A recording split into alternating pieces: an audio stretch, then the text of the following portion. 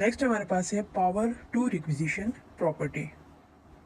तो पहले हमें पता होना चाहिए कि रिक्विजिशन का क्या मतलब है। रिक्विजिशन का मतलब है to officially request and take control of something for specific purpose, यानी कि क्या करना है कि जो कमीशन है वो ऑफिशियली रिक्वेस्ट कर सकता है और किसी चीज़ को किसी स्पेसिफिक पर्पस के लिए ले सकता है।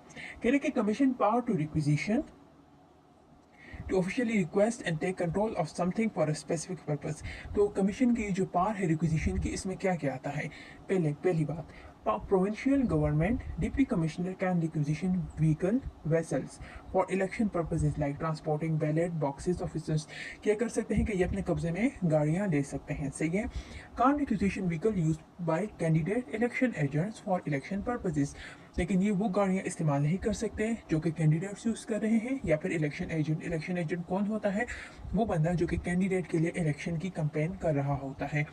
नेक्स्ट है authorised person can take position using reasonable force.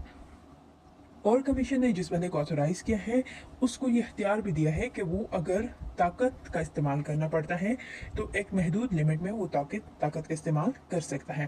Compensation paid to owner based on local fair trade, सही है कि कमीशन जो है वो ऑनर को क्या करेगा, उसका किराया देगा, जो भी वहाँ का मकामी किराया वगैरह होगा। Owner can ask for arbitration if unhappy with compensation amount. और जो ऑनर होगा वो क्या करेगा कि वो कह सकते हैं कि अच्छा भाई, मैं आपने जो मुझे पैसे दिए हैं या तो मैं आपको अपनी गाड़ी नहीं देता या फिर आप मुझे मजीद पेमेंट करें। तो इस तरह से वो क्या कर सकता है, बहस कर सकता है।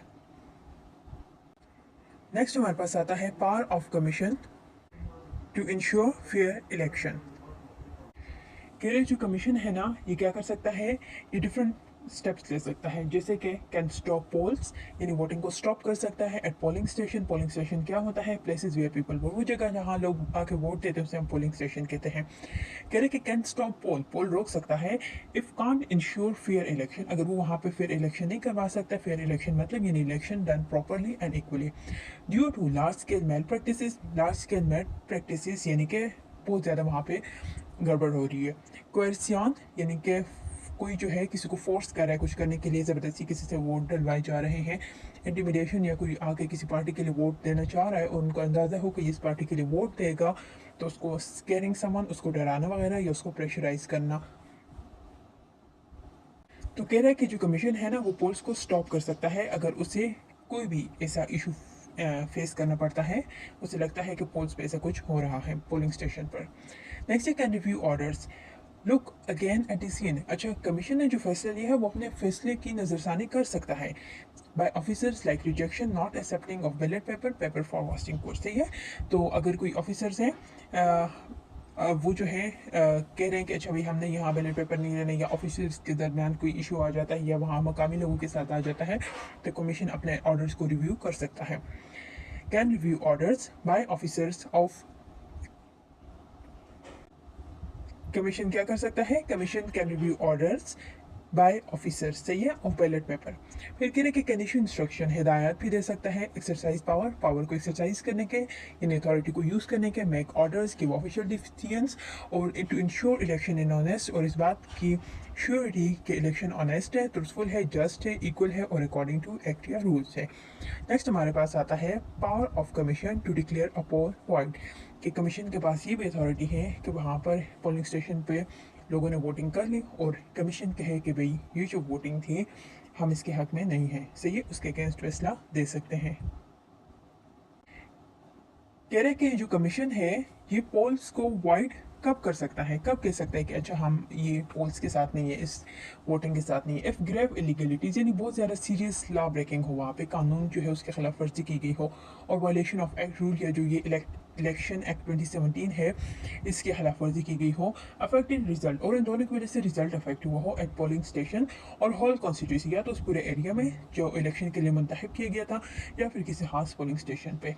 Includes if agreement stop women for voting, और इसके अलावा क्या होता है कि जो बात की गई थी कि अच्छा भाई औरतों को इजाज़त दी जाएगी कि यहाँ पे वो वोटिंग करें और फिर ड्यूरिंग द इलेक्शन औरतें वोट ही ना डालें। Can ask voters to recast vote again like in by elections, और किसी बाई इलेक्शंस वो इलेक्शंस होते हैं जहाँ पे आप महदूद नशिस्त के लिए दोबारा से इलेक्शन करवाते हैं। ऐसे ही किसी भी वजह से वो इलेक्शन दोबारा हो, जैसे कोई मर गया हो तो कैंडिडेट, तो आप वहाँ पे दोबारा इलेक्शन करवाएंगे, तो उस केस में भी जो है तो लोग दोबारा वोट देंगे।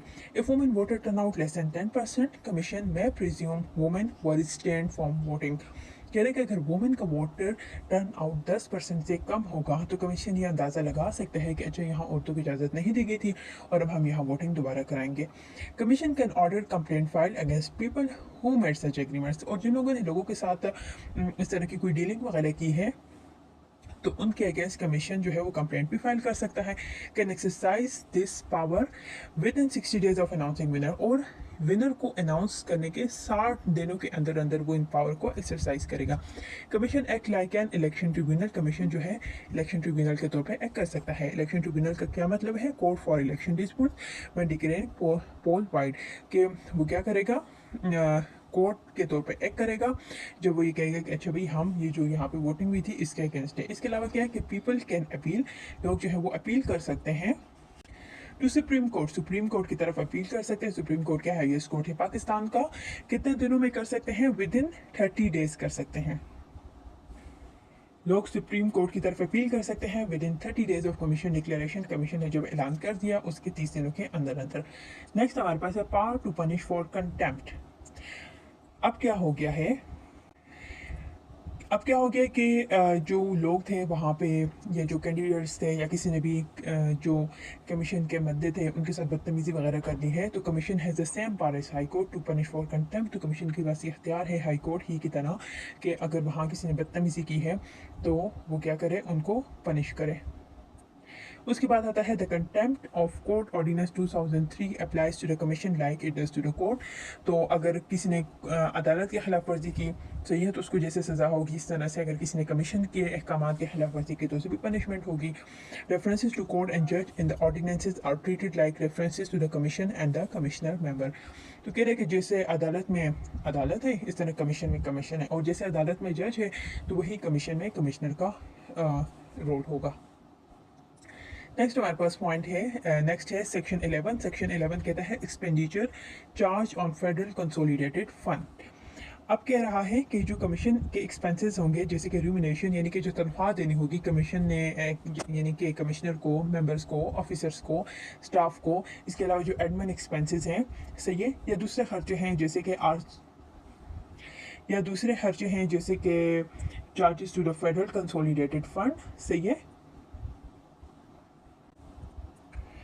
फेडरल कंसोलिडेटेड फंड आ जाता है। फेडरल कंसोलिडेटेड फंड जो है ना ये सेंट्रल गवर्नमेंट का फंड होता है। सही, with in the meaning of article, यहाँ पे जो आर्टिकल अप्लाई होगा वो आर्टिकल 81 होगा कॉन्स्टिट्यूशन का। Commission has full financial power, और कमीशन के पास फुल फाइनेंशियल पावर है कि वो सेक्शन अप्रूव कर सके या फिर हमारे पास जो खर्चा है वो बता सके। लेकिन जो कौमी असम्बली ने बजट अप्रूव किया है उसके दरमियान में तनख्वाह ज़्यादा करनी है, क्या करना है, वो कमीशन के पास इख्तियार है, और वो बाकी पोस्ट वो क्रिएट करना चाहता है तो वो उन्हें भी कर सकता है।